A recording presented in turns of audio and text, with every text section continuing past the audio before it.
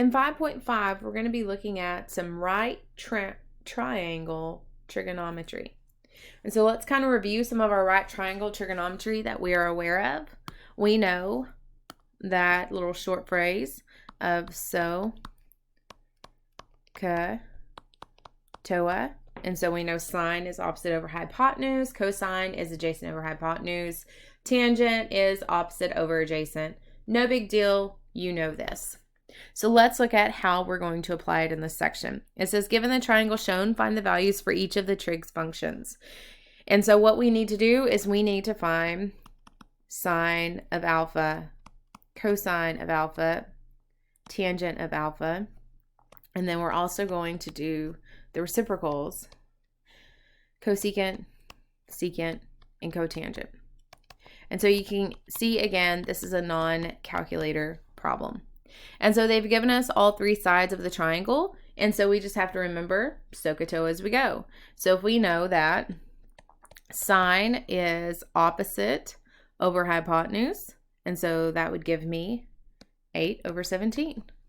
We know that cosine is adjacent over hypotenuse, so that would give me 15 over 17. Tangent is opposite over adjacent, and so that would give me 8 over 15. And you're probably thinking, oh my goodness, thank you for not any of those being a radical. So now when we go into cosecant, secant, cotangent, we just do the reciprocals of all those. 17 over 8, 17 over 15, 15 over 8. And that's it. That's all we're going to do with that. So this is just really review of what we've already done. Let's look at the next one. It says a right triangle is drawn with an angle alpha opposite a side with length 33, angle beta opposite a side with a length 56, and a hypotenuse of 65. Find the sine and cosine of alpha and beta. So picture is going to be super helpful. So I'm going to draw a right triangle because it said a right triangle. It says that the angle alpha is opposite a side of 33. And so if this is alpha, this side would be 33. Angle beta is opposite a side length of 56. So I would say 56 here and beta here. And a hypotenuse of 65. So there's my hypotenuse of 65. Find the sine and cosine of alpha and beta. Well, remember, so if I'm looking at alpha, opposite would be 33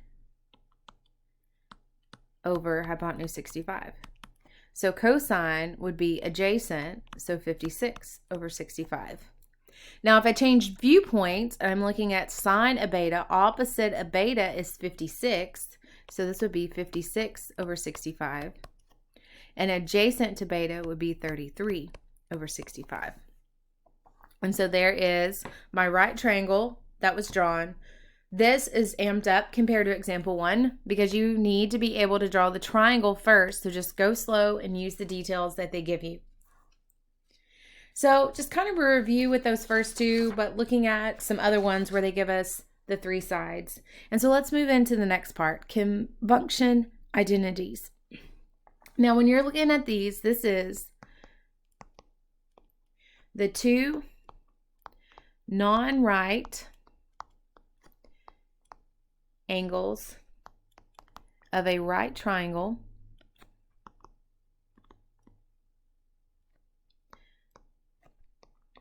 are complementary.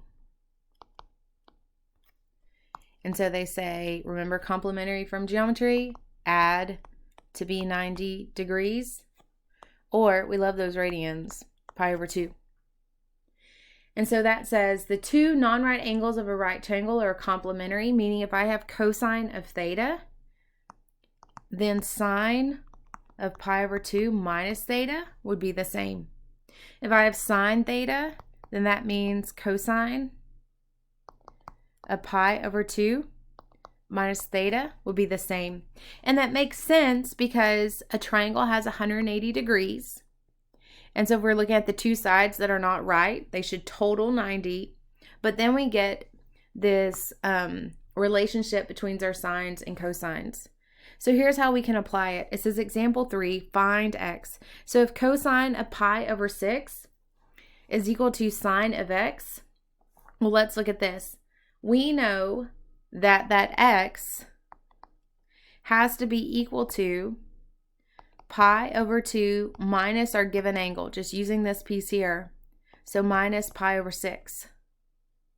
So if I get the same denominator by multiplying them both by 3, that would give me 3 pi over 6 is the same as pi over 2, minus pi over 6 yields 2 pi over 6, and that reduces to pi over 3.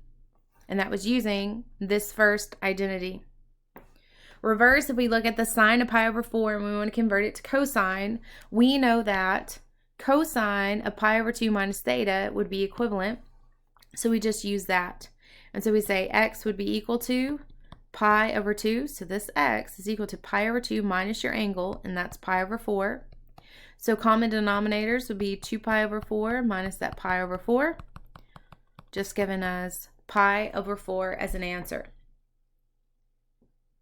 So these identities are really nice. It gives you a way to convert from a cosine to a sine and vice versa, just depending on what you're needing for your set problem. So let's do an application problem with this one. With this application problem, it says to find the height of a tree, a person walks to a point of 30 feet from the base of the tree and measures the angle from the ground to the top of the tree to be 57 degrees. Find the height of the tree. Now they gave you an example of the tree and they're walking, but if not, a picture is going to really be beneficial as you work on this. And so let's work through that. So to find the height, so really we're looking at a triangle that's being drawn here. And we assume that that tree is 90 degrees. It hasn't been shifted. The wind's not blowing it. And so if I look at what do I know this angle here of 57.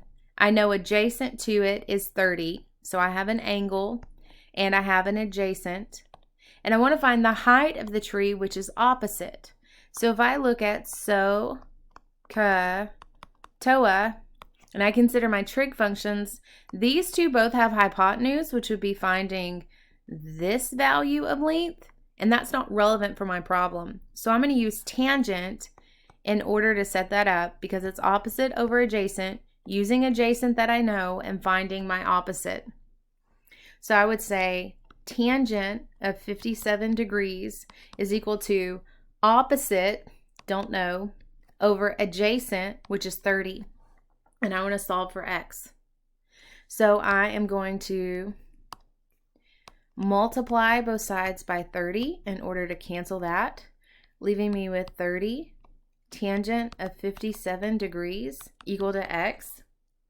And then I'm just going to go to my scientific calculator. I'm going to type that in. Like, do make sure your calculator is in degree mode because it does matter.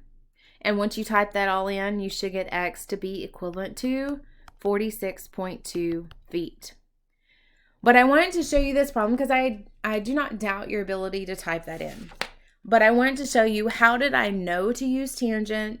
Picture is going to be really helpful, and that's going to help you to progress through this problem. Let's do another example of kind of applying things.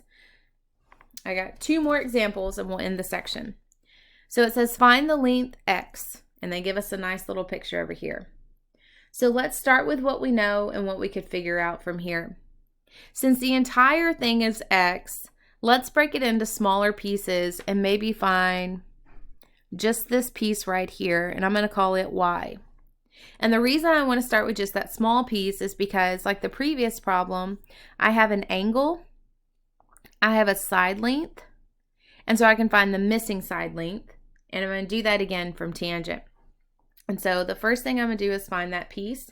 And so I would say tangent of my angle 63 degrees is equal to opposite over adjacent, so 82 over y. Now I need to solve for this.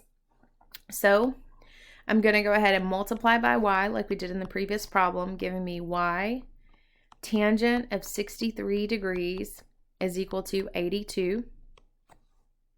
Now I need to get that y by itself, so I'm going to divide both sides by tangent of 63 degrees.